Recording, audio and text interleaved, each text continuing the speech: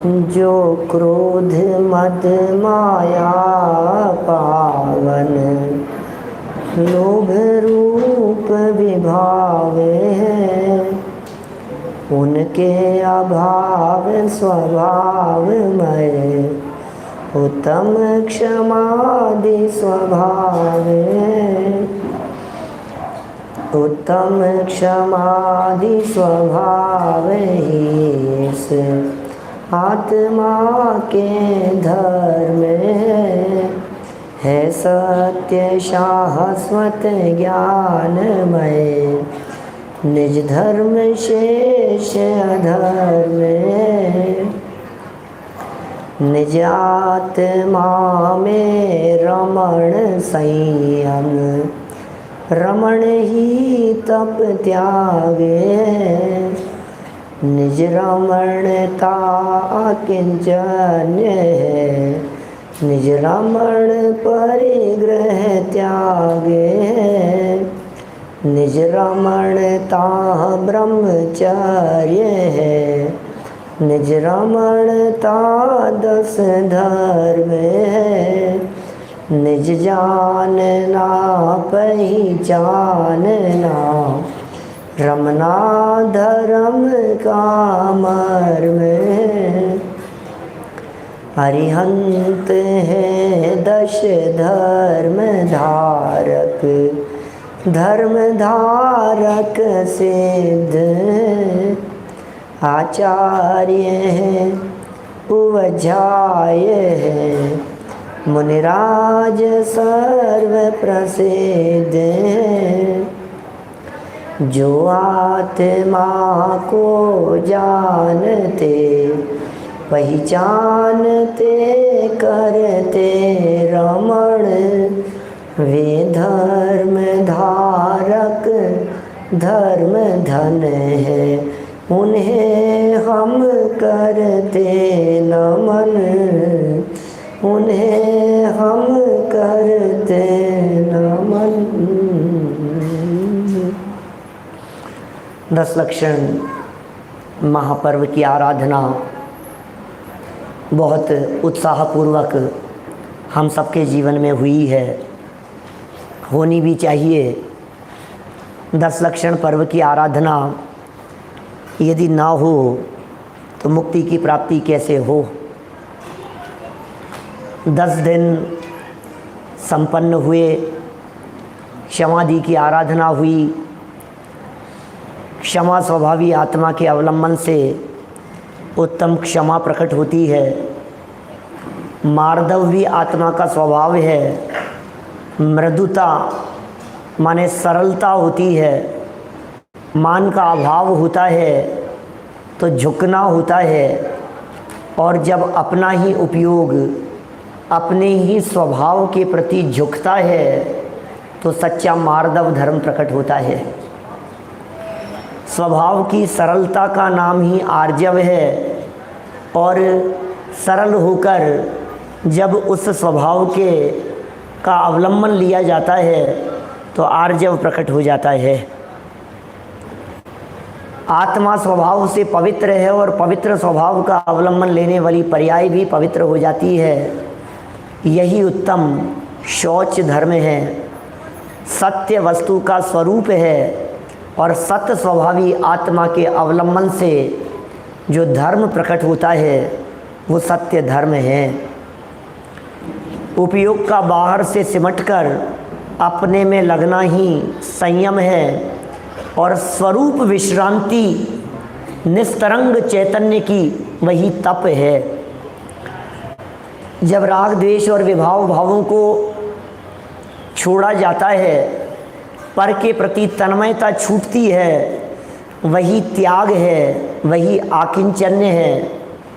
पर से हटना आकिंचन्य और अपने में समा जाना ब्रह्मचर्य। हो गए ना 10 धर्म हैं, पूरे हो गए। अब क्या करना है? 10 लक्षण पर्व पूरे हो गए, 10 धर्मों की आराधना हो गई, 10 धर्मों की चर्चा हो गई। अब ये 10 दिन बीत जाने के बाद में दोबारा फिर क्षमा, क्या चक्कर है? अभी तो पहले दिन किया था क्षमा, तो पहले दिन हुई थी क्षमा की चर्चा, तो क्षमा धर्म की बात। अब ये 10 दिन बीत जाने के बाद निशिकांत जी साहब, ये 11वें दिन फिर दोबारा क्षमा, ये क्या चक्कर है?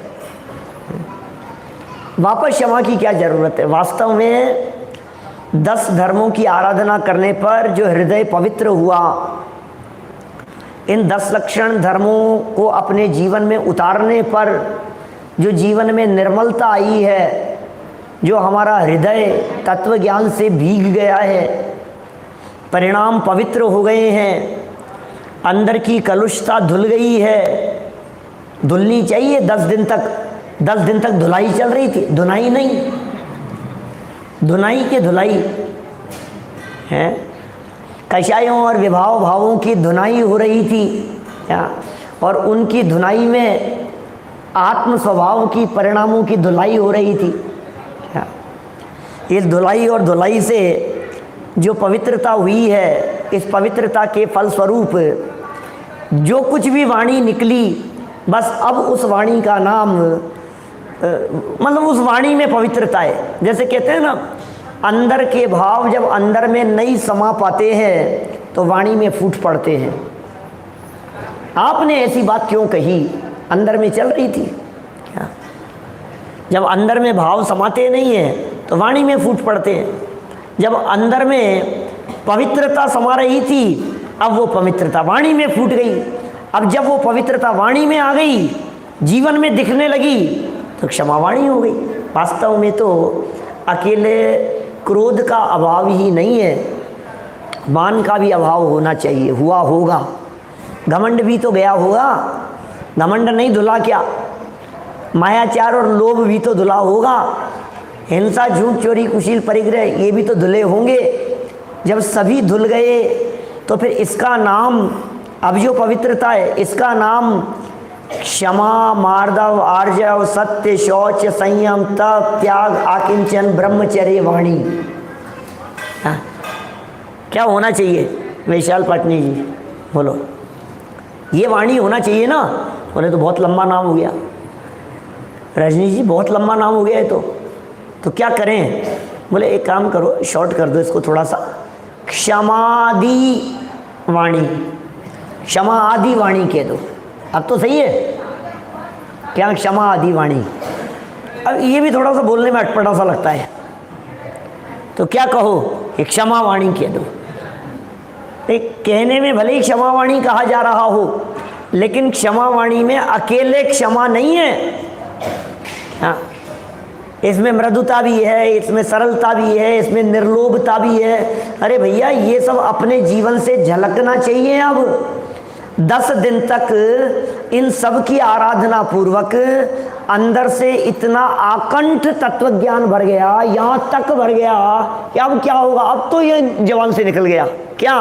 वाणी में भी वो बात आ गई। दिखना चाहिए। अब हमने 10 लक्षण पर्व मनाए हैं क्या? हमारे जीवन से दिखना चाहिए, हमारे आचरण से दिखना चाहिए, हमारे व्यवहार से दिखना चाहिए, हमारी वाणी से दिखना चाहिए। हमने कुछ मनाया है, हमने कोई पर्व मनाए हैं, हमने जीवन में कुछ किया है, ये बातें दिखनी चाहिए। होली खेलते हैं क्या? होली मिलिंद भाई, क्या होली खेलते हैं क्या? खेली है कभी? हाँ, खेली तो है। कितने दिन खेली थी? कितने दिन? एक दिन? पूरे दिन? नहीं, मात्र कुछ घंटों के लिए। किसी व्यक्ति ने कुछ घंटों के लिए होली खेली हो और दूसरे दिन वो व्यक्ति आपके सामने आए, तो आप उसे पहचान जाते हैं कि नहीं कि इसने होली खेली है? बोलो। उसके नाखून देख करके, उसके नाक कान कहीं ना कहीं कुछ ना कुछ उसके अवशेष दिखेंगे, झलकेंगे, कितना भी नहा ले रगड़ रगड़ के, हैं? नित गंग जमुन समुद्र नहाए, हैं? फिर भी वो कहीं ना कहीं झलकेगा। तो होली खेली है इसने। सिर्फ कुछ घंटों तक होली खेल लेने पर क्या सामने वालों को पता लग जाता है कि इसने होली खेली है? भाई साहब, 10 दिन तक इस तत्व ज्ञान की गंगा में हमने स्नान किया है। क्या हमारे जीवन से, हमारी लाइफ स्टाइल से, हमारे पड़ोसियों को, हमारे साथ काम करने वालों को, कर्मचारियों को, सबको दिखना नहीं चाहिए कि इनके जीवन में क्या हो गया है? कुछ परिवर्तन हुआ है, ये नहीं होना चाहिए। अरे ये तो कितना गुस्सा करते थे, अब ये कितने चाहे, क्या हो गया ये है? इनको क्या हो गया? कभी कभी तो कोई सामने से कहे आपकी तबीयत तो ठीक है आपकी तबीयत बिगड़ गई है क्या? कितनी सरलता हो जाती है। ऐसी सरलता होनी ही चाहिए। और यदि ये सरलता बिल्कुल भी जीवन में, लाइफ में, वाणी में नहीं दिखाई दे रही है, इसका मतलब कुछ मतलब नहीं है। ये तो साल में 3 बार आते हैं, अनेक बार आए और अनेक बार आकर के चले गए। उतरा या नहीं कुछ उतरा, ये बतलाइए। 10 दिन पूरे हो गए, बहुत बंधन में थे और आज टूट पड़े हैं। किस पर? कितनी कितनी मुश्किल से चल रहा था ये सब। ऐसा लग रहा था बहुत बहुत मुश्किल से पाल रहे थे। जमी कंद छोड़ रखा था, आलू छोड़ रखा था, रात्रि भोजन का त्याग कर रखा था। हे भगवान, बस बेटा 2 दिन और हैं, बस आज और क्या, 1 दिन और। गजब ही हो गया भाई साहब। ऐसे दिन गिन रहा है जैसे मौत के दिन गिन रहा हो। अरे भाई क्या कर रहे हो आप? इनको आपने प्रसन्नता से छोड़ा था। ये 10 दिन आपके प्रसन्नता से बीते हैं या 10 दिन दुख में बीते हैं, ये बताओ। आगे वालों के प्रसन्नता से, पीछे वालों के कष्ट में हैं? प्रसन्नता से बीते। मजा आया आपको 10 दिन? अच्छा लगा? ये लाइफ स्टाइल कैसी लगी? कल कितने लोग मिलेंगे इनमें से हैं? खाली हो जाएंगे सब कल। कल क्या, आज ही हम गए सुराना नगर मंदिर, सुबह मंदिर खाली हो गया। मैंने कहा ये क्या हुआ है? वो कल तक जो रौनक थी 10 दिनों से, वो आज कहाँ गायब हो गई? हाँ, लोग ही नहीं थे। ये क्या हुआ? 10% लोग बच गए, 90% गायब हो गए। मैंने कहा ये क्या हुआ भाई साहब? 10 लक्षण के अंदर ऐसे मंदिर नहीं धुलने थे हृदय धुलना था, अंदर से धोना था। हमने तो सब साफ कर दिया। अरे कषायों को साफ करना था भाई साहब। यदि सच में ये अच्छा लगा हो, यदि आपको 10 दिन रात्रि भोजन का त्याग किया हो आपने और आपको अच्छा लगा हो, तो 11वें दिन वो निभाने की जरूरत है। पूनम का पारना छोड़ा मंदिर जी का बारना। क्या ऐसा नहीं है भाई साहब? ये छोड़ने के लिए नहीं है, ये 10 दिन तो प्रैक्टिस के लिए थे। जब आप 10 दिन कर सकते हैं तो 11वें दिन क्यों नहीं कर सकते? 1 दिन और, 1 दिन और, 1 दिन और, ऐसा क्यों नहीं हो सकता है? हमारे आर्य जब छोटा था तो हम श्रवण बिलगोला वंदना के लिए थे। उस समय ऊपर चढ़ते समय कितनी सी तो सीढ़ियाँ हैं, थोड़ा चढ़ते समय थोड़ा सा चढ़ा, बहुत छोटा था उस समय की बात है। तो वो चढ़ते समय वो वहाँ बोला कि मेरे से नहीं चला जाता, मैं नहीं चल सकता, ऐसा उसने कहा। तो जब उसने कहा मैं नहीं चल सकता, तो मैंने कहा बेटा 1 सीढ़ी चढ़ सकता है। अरे 1 में तो क्या है पापा, अभी चढ़ दूंगा। 1 चढ़ गया। मैंने कहा 1 और चढ़ सकता है? 1 और चढ़ जाऊंगा, उसमें क्या है। फिर मैंने कहा 1 और चढ़ सकता है? 1 और चढ़ सकता हूँ। मैंने कहा बस 1 और। क्या पूरी चढ़ गया? क्या ध्यानत राय जी कह रहे हैं, ध्यानत धर्म 10 पेड़ी चढ़ के शिव महल में पग धरा। अरे 1 सीढ़ी तो चढ़ो, 1 पायदान तो आगे बढ़ो, 1 स्टेप तो आगे बढ़ाओ। आपको यदि ये स्वाध्याय अच्छा लगा था तो ये स्वाध्याय क्यों रोकेंगे हम? ये नियमित नहीं चलना चाहिए, ये रोजाना नहीं चलना चाहिए, ये हमारी रूटीन में नहीं आ जाना चाहिए। जो काम 10 दिन हमने किया है, ये क्या प्रदर्शन के लिए किया था? ये किसी के दिखावे के लिए थोड़ी ना किया था भाई साहब, ये तो अपने लिए किया था ना। और देखो जब कषायें अंदर से धुलती है तो अंदर में आनंद आता है अपने आप ही। जब गुस्सा दूर होता है ना, पहले तो गुस्सा करता है, चिल्लाता है, डांटता है बच्चों को, फिर बाद में प्यार से कहता है बेटा देख हमें कोई मज़ा थोड़ी ना आता है गुस्सा करने में। क्या बोलते हैं, हमें कोई मज़ा थोड़ी ना आता है। तो बच्चा भी होशियार हो तो कहते मज़ा नहीं आता तो डांटते क्यों हो? क्या करें, विभाव भाव है, किसी को पसंद नहीं है विभावों में रहना, कषायों में रहना किसी को पसंद नहीं है। लेकिन ये कैसी क्षमा है, ये एक क्षमा वाणी की चर्चा चल रही है। जो कुछ भी किया, लाइफ स्टाइल जिस तरह से हमने जी है पिछले दिनों में, सच में उसे आगे बढ़ाया जाना चाहिए, कुछ दिनों के लिए और किया जाना चाहिए। पंडित जी आपको पता नहीं है, हम मुंबई में रहते हैं, हम औरंगाबाद में रहते हैं, बड़ा शहर है, दूरियां बहुत है, ऐसा है, यहाँ निभता नहीं है। ये कोई रोज 10 दिन की बात अलग थी, कोई रोजाना निभ सकता है क्या? लेकिन 10 दिन निभा है ना, यदि 10 दिन निभाए हैं तो 11वें दिन भी निभ सकता है ना। एक एक दिन बढ़ाओ कोई बात नहीं, 7-7 दिन बढ़ाओ कोई बात नहीं। स्वाध्याय की परंपरा नियमित होनी चाहिए, रोजाना चलनी चाहिए ये सब। मुझे वो प्रसंग याद आता है, दादा पंचकल्याण प्रतिष्ठा महोत्सवों में सुनाते हैं, पति पत्नी वाला, क्या दोनों में विवाद और झगड़े बहुत होते थे, और स्थिति यहाँ तक आ गई कि तलाक की नौबत आ गई। केस चल गया, कोर्ट में केस चल रहा है, दोनों सेपरेट रह रहे हैं, मुंबई में अकेले अकेले रहते हैं। 6 महीने का समय दे दिया है कोर्ट ने, अलग रहो, तुम अलग रह करके देखो। एक दूसरे को सुहाते नहीं हैं, एक दूसरे से बात नहीं करते हैं, किसी से मिलना नहीं, शक्ल देखना नहीं। कितना क्रोध का परिणाम होगा, है ना? ये क्रोध का परिणाम कैसा होता है ये? अब जब ये घटना घट गई, महीने निकल गए होंगे, 2 महीने निकल गए होंगे, लड़की के पास में, पत्नी के पास में उसके पिताजी की चिट्ठी आई। गांव में रहते थे, माँ का स्वर्गवास हो चुका था, अकेले ही रहते थे। उनकी चिट्ठी आई कि बेटा अब बहुत अंत समय आ गया है, बुढ़ापा अब पता नहीं कब जीवन पूरा हो। भावना ये है कि अब मैं हमेशा के लिए हरिद्वार जा कर के बस जाऊं, क्षेत्र पर जा कर के बस जाऊं।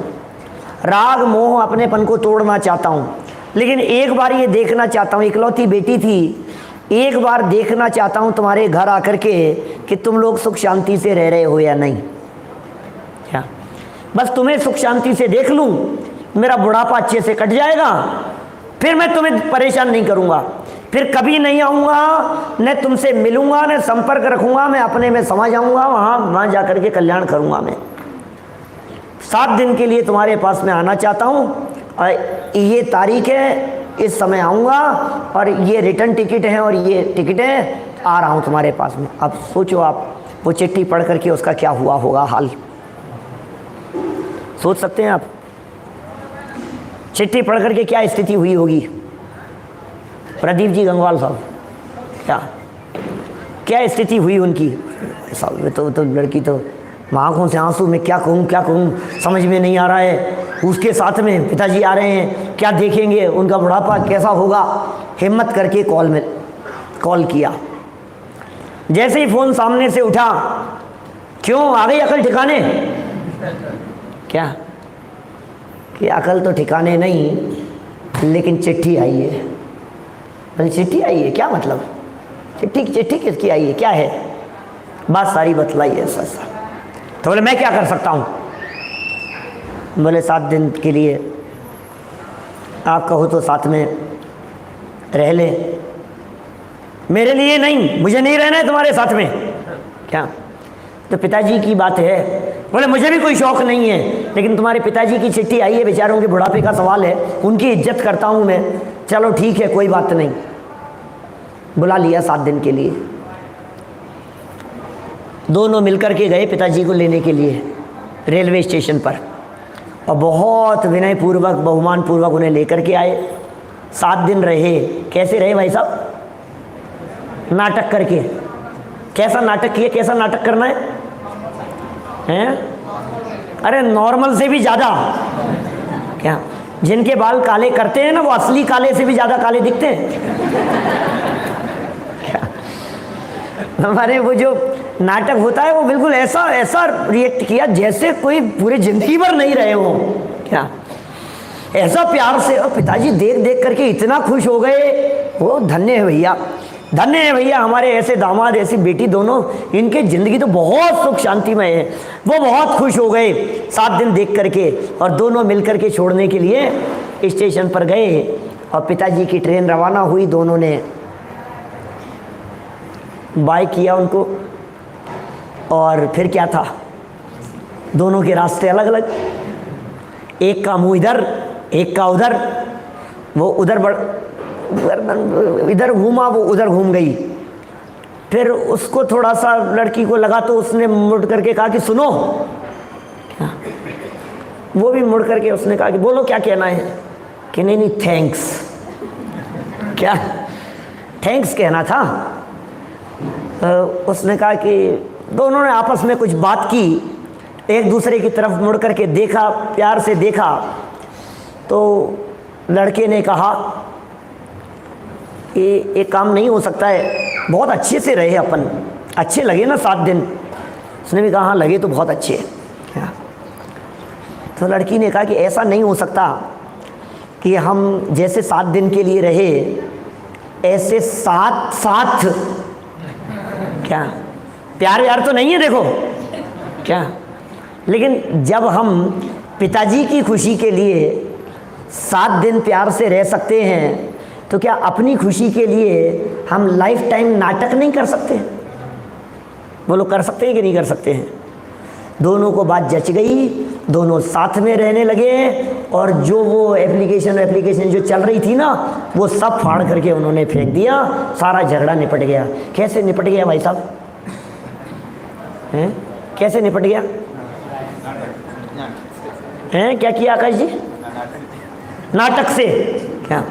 अरे नाटक करते हुए ही सही, क्या एक बार कौतूहलवश ही सही तुम नियमित सुनना तो शुरू करो, वो तुम्हारे लाइफ का पार्ट बन जाएगा और तुम्हें उसमें आनंद की अनुभूति होने लग जाएगी भाई साहब। आज आप किसी और के लिए सही, किसी और के कहने से, हमारे संजय जी राउत साहब चलाते हैं यहाँ, रोजाना चलता है, गुलाब चंद जी भाई साहब का चलता है, जिनके भी चलते हैं यहाँ विद्वानों के। आप कौतूहल के लिए ही सही 7 दिन के लिए, 15 दिन के लिए, महीने भर के लिए, एक बार किसी के दबाव डालने से, कहने से कि नहीं चलो सुनो, नहीं चलो हमें समझ में नहीं आ रहा, सुनो तुम तो कोई बात नहीं, नाटक करो सुनने का कि हाँ मुझे समझ में आ रहा है। 15 दिन नाटक करके देखना, 16वें दिन तुम्हारे को लगेगा यार ये तो गजब की चीज़ है। क्या वो आपके जीवन का अभिन्न अंग बन जाएगा। ये 10 लक्षण पर्व यदि सच में आपको अच्छे लगे हैं तो ये 365 दिन के लिए हो जाना चाहिए। ये 10 दिन की रिहर्सल थी जिसमें आपने प्रैक्टिकल करके देख लिया कि हमने जमीकंद नहीं खाया, प्रैक्टिकल करके देख लिया कि हमने स्वाध्याय किया, प्रैक्टिकल करके देख लिया कि हमें मजा आ रहा था, प्रैक्टिकल करके देख लिया कि जमीकंद का त्याग कर दिया।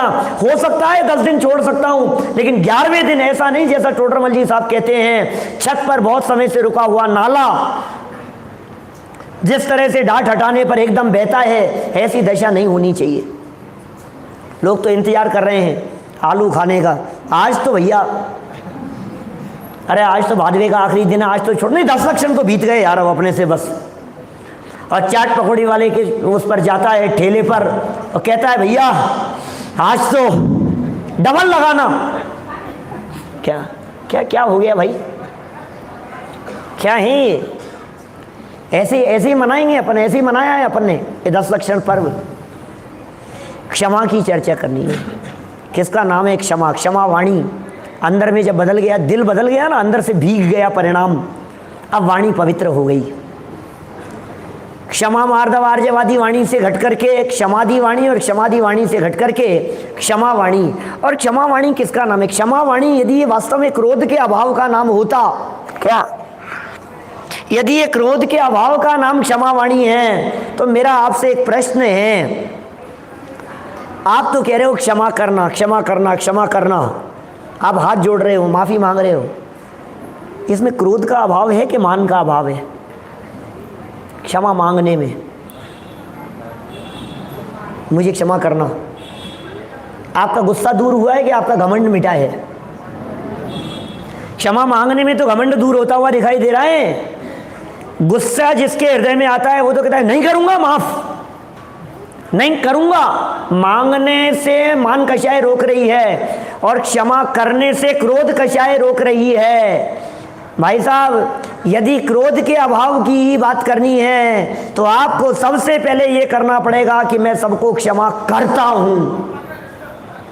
गजब हो गया भैया, कैसा लगेगा भैया? मैं औरंगाबाद वासियों को सबको क्षमा करता हूं। पंडित जी ठिकाने तो है दिमाग, माफ करता हूं, ऐसी बात कर रहे हो आप, कैसे लगेगी आपको ये? माफ करता हूं ये बात कैसी लगती है? लेकिन सच्ची बात है, हमारे आचार्यों ने जब क्षमावाणी की चर्चा की और क्षमा के लिए श्लोक लिखा तो उसमें यहीं से शुरू किया कि हम सर्व जीवों को पहले क्षमा करते हैं और फिर क्षमा मांगते हैं। कामेमि सव्व जीवाणम सव्वे जीवा खमंतु में। सबको हम क्षमा करते हैं। कैसी क्षमा करते होंगे वो? हाँ भाई साहब, क्षमा करो जगत के जीवों को, फिर क्षमा मांगो सबसे, जिनके प्रति गलती हुई है उनसे क्षमा मांगो। और हमारी क्षमा तो क्या होती है वास्तव में? ऐसा प्रदर्शन चल पड़ा है क्षमा वाणी के नाम पर, आजकल तो वाणी से भी नहीं है। ये क्षमा वाणी वाणी में ही रह गई थी पहले तो, और अब तो वाणी में भी नहीं है, अब तो व्हाट्सएप पे रह गई है। और व्हाट्सएप पे भी ऐसी रह गई है, ग्रुपों के ऊपर जो मैसेज फॉरवर्ड किए जाते हैं, अब उस ग्रुप पर आप भी हो और आपके कई शत्रु भी होंगे। 250, 300, 400, 500 तक हो गए ना अभी तक, तो उसमें आपके शत्रु भी थे, हमारे शत्रु भी हों कोई। वैसे कोई है नहीं हमारा शत्रु, हमें दिखता ही नहीं है। हाँ, हमने किसी दिन कह दिया कि भैया पता है इन्होंने, इतने बड़े आदमी इन्होंने हमसे क्षमा मांगी। क्या बात कर रहे हो, आपसे क्षमा मांगी इन्होंने? कि हाँ। उनसे पूछा कि तुमने क्षमा मांगी? मैं काहे कोई क्षमा मांगूंगा उनसे, मैं उनसे क्षमा मांगूंगा, मरे नहीं मांगू उस व्यक्ति से क्षमा। मैं आपसे पूछ रहा हूँ, ग्रुप पर मैसेज किया था तो ग्रुप पढ़ने वालों सबके लिए किया था ना क्या? लेकिन ग्रुप पर जब आप क्षमावाणी का मैसेज करते हैं तो न करने वाले को ऐसे लगता है कि हमने किसी से क्षमा मांगी है, और न पढ़ने वाले को ऐसे लगता है कि हमसे इसने क्षमा मांगी है।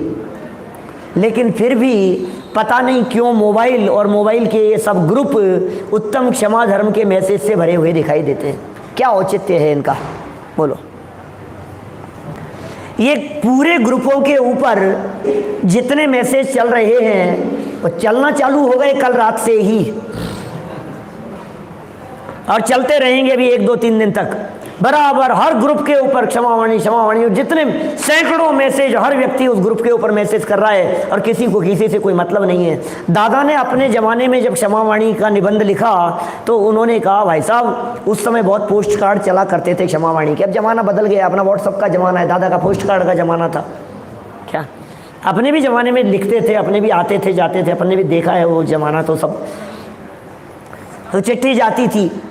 तो दादा ये कहते हैं, ऐसा लिखा उन्होंने अपनी पुस्तक में लिखा है कि इस क्षमावाणी कार्ड के ऊपर कदाचित गलती से क्षमा की जगह कोई अशुद्धियों के रूप में कोई गालियां भी छप जाए तो बोले चिंता की बात नहीं है, क्योंकि न भेजने वाले ने पढ़ा है न प्राप्त करने वाले ने पढ़ा होगा। क्योंकि ढेरों आते हैं ना, कौन पढ़ता है, किस किस के इतने आते हैं, 100-200 आएंगे तो कौन कौन पढ़ेगा? कौन से सेठ जी ने कौन सा लिखा था, अपने मैनेजर को कह दिया था भैया ये लिस्ट है सबको पोस्ट कर देना, और जहां पहुंचे थे उनके भी मैनेजर के पास में पहुंचे थे, और पहुंच करके कि भैया किस किस के आए बस उनका नाम बतला देना, खत्म हो गया। कौन पढ़ता है उनमें क्या लिखा हुआ है? ऐसे ही व्हाट्सएप की स्थिति है, ग्रुपों की स्थिति है। असली क्षमा क्या है? एक क्षमा धर्म समझे बिना, 10 लक्षण धर्म समझे बिना क्षमा नहीं होती है भैया। दूसरों को तो अनंत बार क्षमा किया है, अपने को भी क्षमा किया है क्या? जिनके प्रति गलती हुई है उनसे गलती बतला करके क्षमा मांगने की बात ये होती है क्या? कौन कौन व्यक्ति ऐसे हैं 20 वर्षों से क्षमावाणी मना रहे हैं और 20 वर्षों की शत्रुता आज भी ज्यों की त्यों कायम है। शत्रुओं से कौन क्षमा मांगता है? मैं वो दादा के निबंध के बारे में कुछ नहीं कहना चाहता, आप लोग पढ़ना आज के दिन संकल्प लेकर के, सब पढ़ना। मैं तो कुछ अलग बातें करना चाहता हूँ। पूरे निबंध को पढ़ना, आपको इतनी बातें उसमें मिलेगी, नई नई बातें मिलेगी। दो भाइयों में झगड़ा घटना बतलाई है उन्होंने, और फिर वो झगड़ा मिटाने के लिए समाज के मिल गए कि भाई ये झगड़ा इनका निपटना चाहिए, तो तैयार हो गए। अब एक के बाद एक स्टेप बढ़ाता जाता है आगे कि मैं उनके यहाँ जाऊँगा कि वो हमारे यहाँ आएंगे। अब कैसे मिटेगा बताओ? मैं उनके यहाँ जाऊँगा नहीं, वो मेरे यहाँ आएंगे नहीं, कैसे मिटे ये झगड़ा? कैसे मिटे? मिलने का जगह नक्की करो। बोले मंदिर में मिल लो, कोई बात नहीं। क्या मंदिर में मिल लो? तो मंदिर में मिल लिए। अब पहले ये बोलेगा कि पहले ये बोलेगा, इस बात पे झगड़ लिए कि मैं क्यों बोलूँ, पहले वो बोलेगा। फिर क्षमा मांगने की भाषा क्या होगी, क्या उस बात पे झगड़ लेता है। नहीं इन्होंने क्षमा मांगी तो है, लेकिन इनकी भाषा में ये नहीं दिख रहा है। क्षमा तो मांग रहा है, क्योंकि क्षमा मांगने वाला इस भाषा में मांगता है, यद्यपि मैंने कोई गलती की तो नहीं है, लेकिन फिर भी, क्योंकि वो मांगने वाला तो इसी भाषा में मांगेगा। जिससे माफ़ी मांग रहा है उसको ये भाषा बर्दाश्त नहीं होती है। भाई ऐसी क्षमा यदि हो भी जाए और ऐसी क्षमा मांग भी ली जाए और एक दूसरे से कह भी दिया जाए, तो ऐसी क्षमा में दम क्या है? ये क्षमा कितने दिन चलने वाली है? बाकायदा ऐसी क्षमा, ये जो क्षमा वाणी है, बिल्कुल अपनी गलतियों को बतलाकर उनके प्रायश्चित्त के लिए होनी चाहिए। और मालूम है ये क्षमा वाणी पर्व साल में 3 बार आता है, क्योंकि 10 लक्षण 3 बार आता है। और 3 बार आने का मतलब ये है कि 6 महीने से ज़्यादा क्रॉस नहीं होगा, तभी तो 3 बार आएगा। और 6 महीने क्रॉस नहीं हुए उसके पहले हमने क्षमा कर दिया और क्षमा मांग लिया। इसका सीधा सा अर्थ ये हुआ, अनंतानुबंधी पर विजय प्राप्त कर ली। अनंतानुबंधी का वासना काल 6 महीने से ज़्यादा है ना, वो धुल गया, ये अर्थ निकला है उसका। तो क्षमा वाणी का सच्चा अर्थ तो ये है कि अनंतानुबंधी चली जाए। जब कषायें 6 महीने से ज़्यादा खिंच जाती है तो वे अनंतानुबंधी का रूप ले लेती है। 15 दिन से ज़्यादा खिंच जाती है तो अप्रत्याख्यान का रूप ले लेती है। और अंतर मुहूर्त से ज़्यादा यदि खिंच जाती है तो प्रत्याख्यान का रूप ले लेती है। और अंतर मुहूर्त में धुल जाती है तो संज्वलन रूप रह जाती है। ऐसे एग्जाम्पल दिए हैं शास्त्रों में आचार्यों ने। बड़े पर्वत खंड के ऊपर दरार पड़ गई, कब मिटेगी क्या पता, गई है तो बरसों की, पीढ़ियां निकल जाए, कषायें चलती रहे, वो अनंतानुबंधी है। अप्रत्याख्यान बोले 6 महीने के अंदर अंदर धुल जाएगी। हल चलाते हैं ना खेत में, उसका एग्जाम्पल दिया। प्रत्याख्यान के लिए, कषाय के लिए ऐसा एग्जाम्पल दिया, बालू रेत में खींची गई लाइन कितनी देर रहेगी? सूखी मिट्टी है, समुद्र किनारे थोड़ा दूर सूखी है मिट्टी, उस सूखी मिट्टी पर लाइन खींची है आपने, कितनी देर में मिटेगी?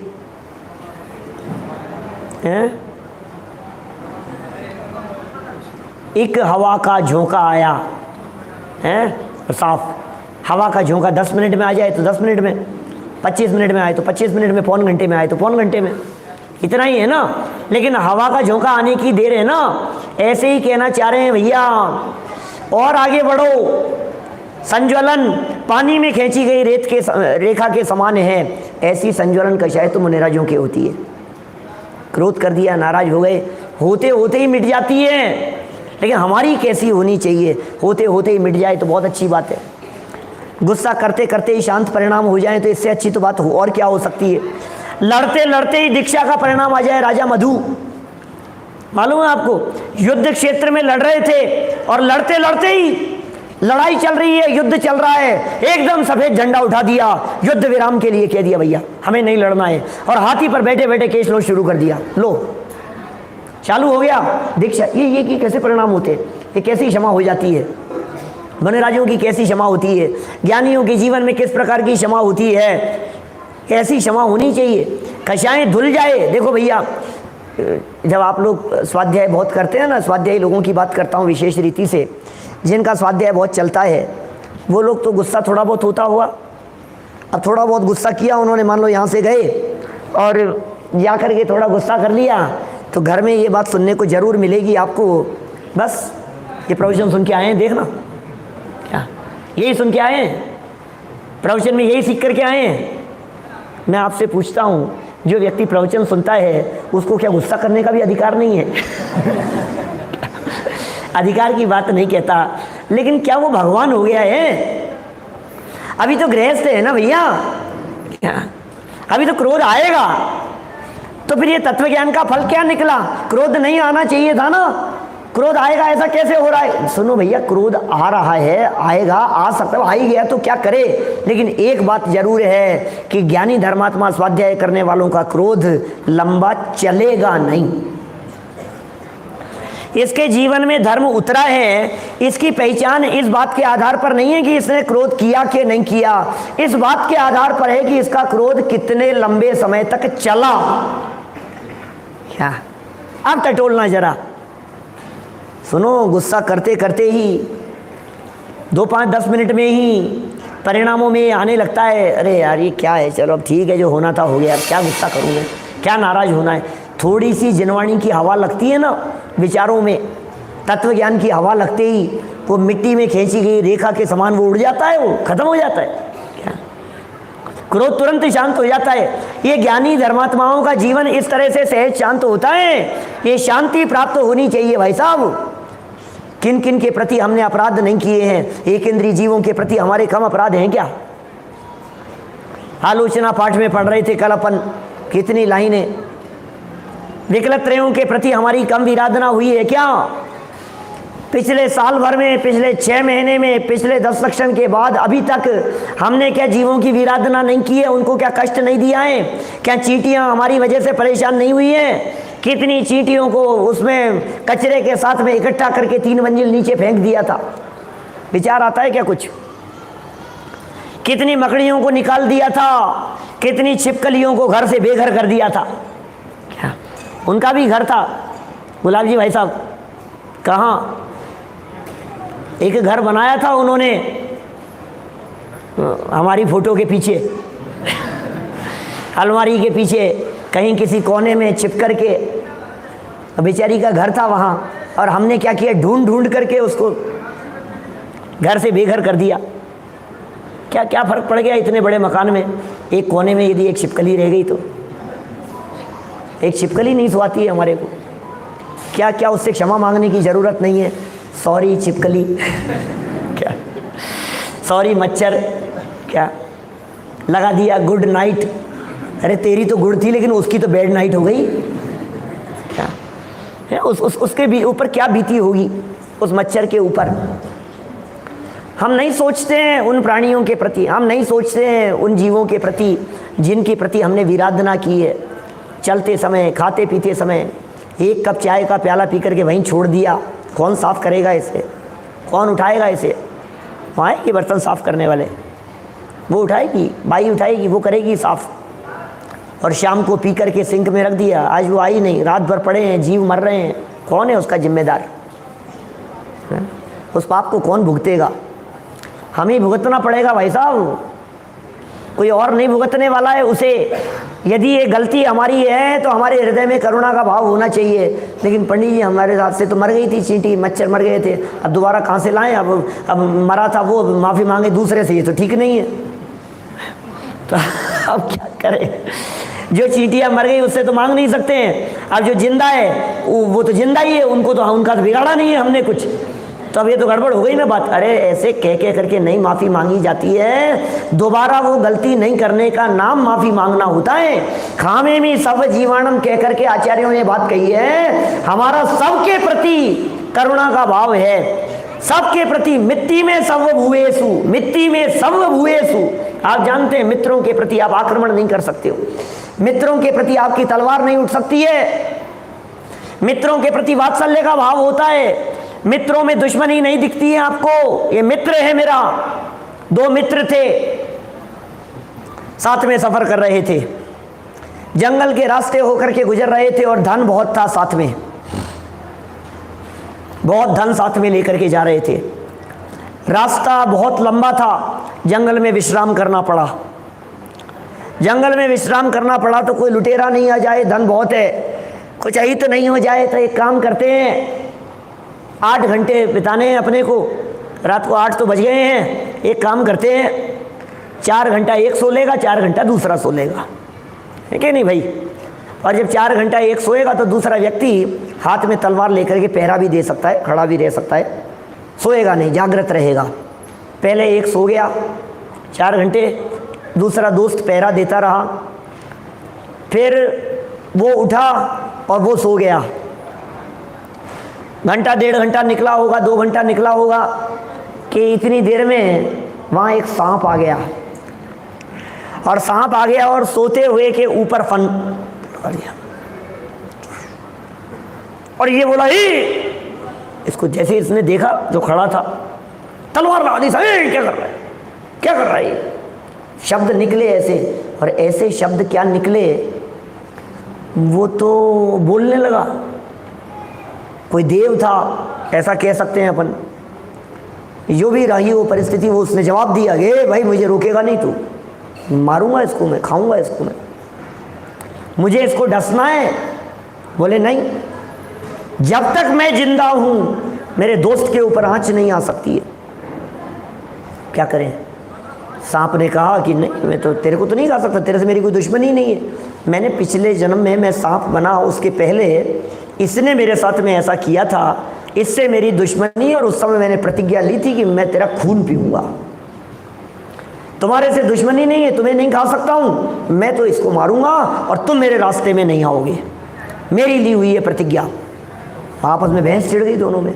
नहीं, मेरा दोस्त है, मैं इसको कैसे मार सकता हूँ? तो बोले एक काम हो सकता है। क्या?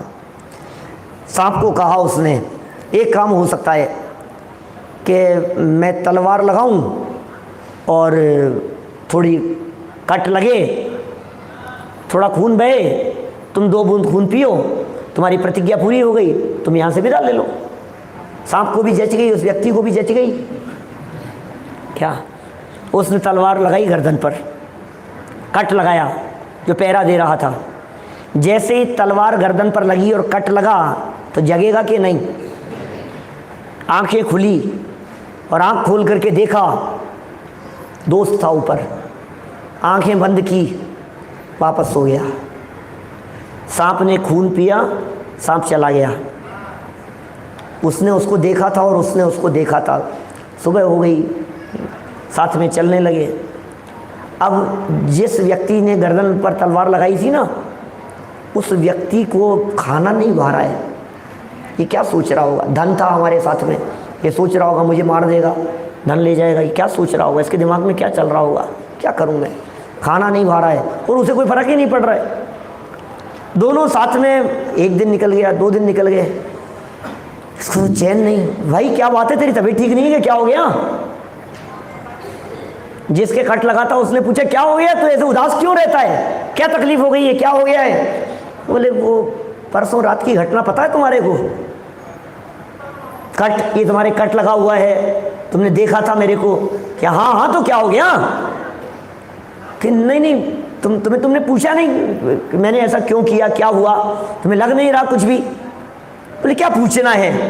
मेरी आंख खुली और आंख खुल करके मैंने देखा कि ये मेरा मित्र खड़ा हुआ है। मुझे कोई शंका नहीं है कि मेरा दोस्त है ना, जो भी करेगा मेरे भले के लिए करेगा, और यदि तुम्हारी जगह कोई और होता तो फिर मैं देखता।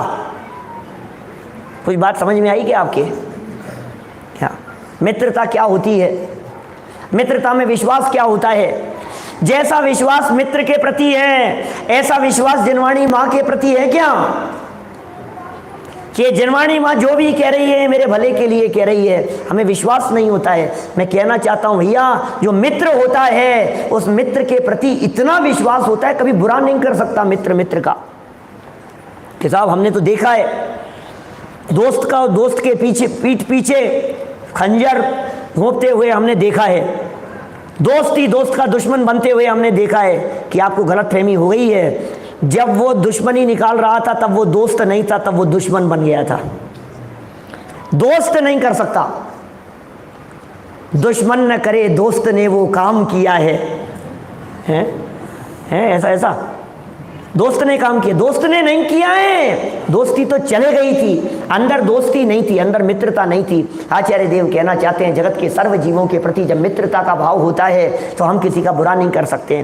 फिर हमारे माध्यम से एक इंद्रिय जीवों की विराधना नहीं हो सकती, फिर हमारे माध्यम से 2 इंद्रिय की विराधना नहीं हो सकती, फिर हमारे माध्यम से विकलत्रय जीव कष्ट को प्राप्त नहीं कर सकते हैं। मिट्टी में सब भूयेसु बैरम मध्यम न कीर्णवी, रंच मात्र भी बैर का भाव नहीं हो सकता है। हमने आज तक अपने परिवार वालों के प्रति कम अपराध किए हैं? पति ने पत्नी के प्रति, पति ने पत्नी के प्रति, बच्चों ने माँ बाप के प्रति, माँ बाप ने बच्चों के प्रति कम किए हैं? क्षमा मांगते हैं कभी?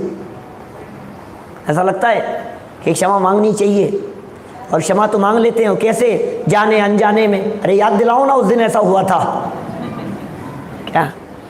अनजाने में कुछ हो गया हो तो, वो भी तो और लगा देंगे साथ में। कुछ भूल हुई हो तो, पंडित जी साहब 10 दिन में कुछ भूल हुई हो तो हमें क्षमा करना। हुई हो तो क्या आपको पता है क्या? कि नहीं, हमें तो याद नहीं है। तो जब तुम्हें ही पता नहीं है भूल करने वाले को, हमें पता नहीं है, किस बात की क्षमा, किस बात की माफ़ी? भैया ये वीतरागी संतों की माफ़ी कुछ अलग प्रकार की होती है, ज्ञानियों की माफ़ी कुछ अलग प्रकार की होती है। अरे गलती तो न केवल परिवार के प्रति की गई है, गलती हमने अपने स्वभाव के प्रति भी कम नहीं की है। क्या? औरों के प्रति तो क्रोध किया ही है, लेकिन दया करो पहले अपने पर, क्षमा करो पहले अपने को। क्या हमारे प्रति हमारे कम अपराध हैं? ये कम अपराध हैं जिसकी वजह से ये आराधना का पर्व है ना, ये आत्मा की आराधना का पर्व है, यानी अपने आप की। मैं भी तो आत्मा हूं, तो अपनी आराधना का पर्व हुआ कि नहीं हुआ? ये 10 लक्षण पर्व आत्मा की आराधना के है ना प्रदीप जी? यदि आत्मा की आराधना के, और मैं कौन हूं? क्या आत्मा? तो फिर किसकी आराधना के पर्व हुए? कि अपनी आराधना के पर्व हुए। तो अपनी आत्मा को कष्ट नहीं हो, देखो दूसरे को कष्ट नहीं हो इसका विचार करना, उसके लिए क्षमा। और अपने आप को कष्ट नहीं हो इसका विचार करना, अपने आप के लिए क्षमा। मैं नरक निगोद में नहीं चले जाऊं, मैं त्रियंचों में नहीं चले जाऊं, मैं खोटी गतियों में नहीं चले जाऊं, मेरी दुर्गति नहीं हो। मिथ्यात्व के कारण आज तक अनंत काल से मैं दुखी होता रहा हूं। अब क्या करना है कि छोड़ो उस मिथ्यात्व भाव को और क्षमा करो अपने ज्ञायक स्वभाव को। जिसके प्रति क्रोध होता है उसकी आंख उठा करके देखना पसंद नहीं करता है। ऐसा होता है? शक्ल देखना पसंद नहीं है, दूर करो इनको, पसंद नहीं है, दूर हटा दो इनको मेरी निगाह से, मेरे सामने मत लाना, अच्छा नहीं होगा। आपने अपने स्वभाव को देखा क्या? अनादिकाल से आज तक अपने स्वभाव को नहीं देखा क्या? ये कम क्रोध था? इसका नाम अनंतानुबंधी क्रोध है भाई साहब। ये अनंतानुबंधी क्रोध अपने स्वभाव के प्रति दृष्टि से मिटेगा। इसलिए यदि अनंतानुबंधी क्रोध नहीं मिटा तो क्षमा नहीं हो सकती है। ये क्षमा वाणी मनाना सार्थक नहीं हो सकता है। क्या ये कैसे मिटे अपने स्वभाव के प्रति अपराध? ये दोष कैसे मिटे? गुरुदेव तो कहते थे ऐसी बात, जब जब क्षमा वाणी का प्रसंग आता था, हमने यदि किसी को पर्याय मात्र से देखा हो तो क्षमा मांगते।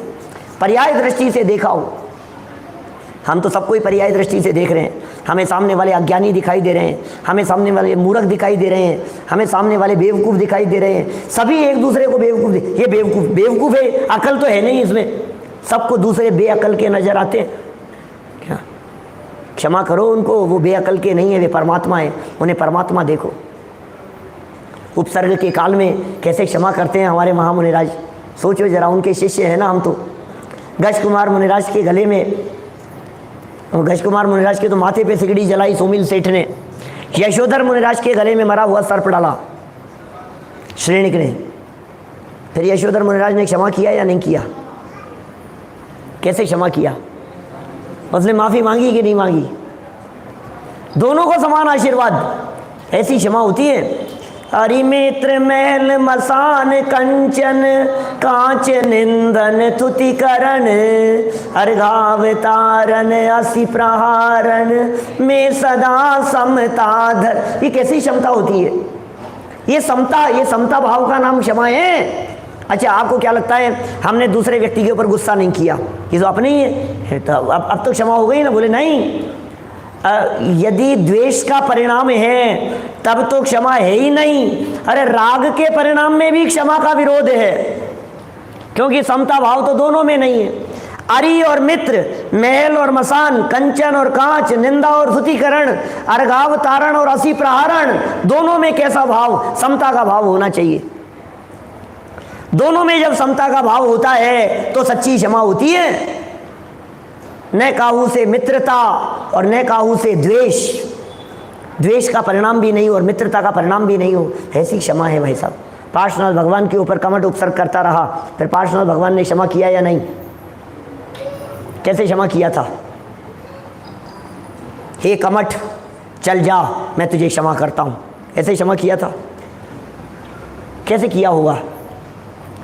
जब अपने में उपयोग समाता है तो सबके प्रति अपने आप क्षमा हो जाती है।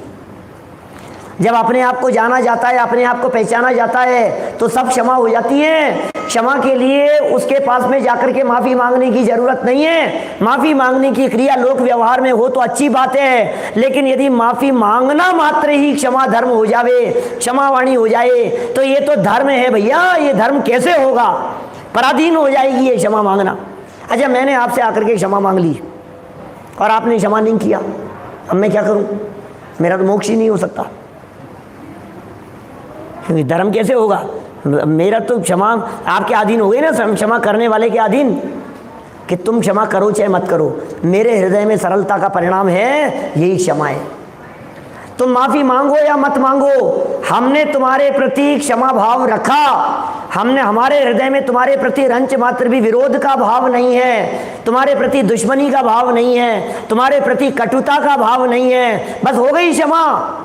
क्या माने? इस क्षमा के लिए कोई प्रवृत्ति की जरूरत नहीं है, कोई क्रिया की जरूरत नहीं है, कोई मांगने की जरूरत नहीं है। जो व्यवहार चलता है तो चले जगत में, लेकिन जो असली क्षमा है ये बिना मांगे होती है। मुनिराज किसी से मांगते नहीं, मुनिराज किसी को बोलते नहीं, मुनिराज किसी से कुछ कहते नहीं, लेकिन क्षमा धर्म की धारी है। ये कैसी क्षमा है? कल की थी ना रात को जैसे चर्चा, चौथे गुणस्थान वाली की क्षमा अलग प्रकार की होती है, पंचम गुणस्थान वाली की क्षमा अलग प्रकार की होती है, छठे सातवें गुणस्थानवर्ती भावलिंगी संतों की क्षमा अलग प्रकार की होती है। और हमारी क्षमा अंदर से है ही नहीं, क्योंकि गुणस्थान तो बड़े ही नहीं है। हमारी क्षमा तो सिर्फ वाणी मात्र में है, सिर्फ प्रदर्शन है, सिर्फ वाणी में रह गई है, सिर्फ क्रिया में रह गई है, सिर्फ प्रदर्शन में रह गई है, सिर्फ दिखावे में रह गई है। ऊपर से क्षमा और अंदर से काट करना, ऊपर से दिख रहा है। भाई साहब, थोड़ा सा समता भाव अंदर में जागृत होना चाहिए। किसी के द्वारा कुछ भी कहे जाने पर सहजता और सरलता होनी चाहिए। मित्र लोग प्रशंसा करें तो भी सहज रहो, लोग गले में माला डालें तो भी सहज रहो, और लोग तुम्हें गालियां देवे तो भी सहज रहो, तो होगी सच्ची क्षमावाणी। दादा ने उत्तम मार्दव धर्म के प्रकरण में बहुत सुंदर वाक्य लिखा, जिनका शारीरिक स्वास्थ्य कमजोर होता है। ध्यान आ रहा है क्या किसी को? बहुत सुंदर वाक्य है, पूरा पैराग्राफ सुनाता हूं। जिनका शारीरिक स्वास्थ्य कमजोर होता है, किताब में मिलाना घर जाकर के, जिनका शारीरिक स्वास्थ्य कमजोर होता है उन्हें गर्म और ठंडी दोनों ही हवाएं परेशान करती है। थोड़ी सी गर्म हवा लगने पर उन्हें लू लग जाती है, और थोड़ी सी ठंडी हवा लगने पर उन्हें जुकाम हो जाता है। क्या हुआ? ठंड लग गई क्या? शारीरिक स्वास्थ्य जिनका कमजोर होता है। दो बातें हो गई, आधा वाक्य हो गया, उदाहरण हो गया, दृष्टांत हो गया, फिर सिद्धांत पे घटित करते हैं। पहले दृष्टांत वापस सुनो।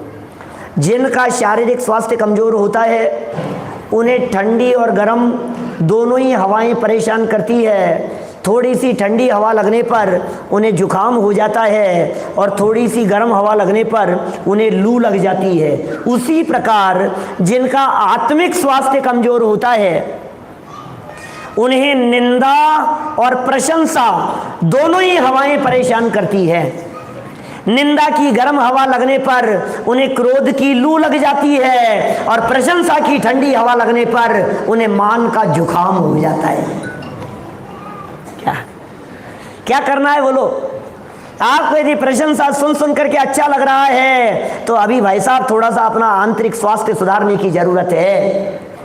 यदि किसी भी व्यक्ति के माध्यम से थोड़ा सा कुछ भी उल्टा सीधा कहने पर यदि आपको क्रोध का परिणाम आ जाता है तो अभी आंतरिक स्वास्थ्य को सुधारने की जरूरत है। अभी तत्व ज्ञान का अभ्यास करने की जरूरत है। अभी भेद विज्ञान की भावना भाने की जरूरत है।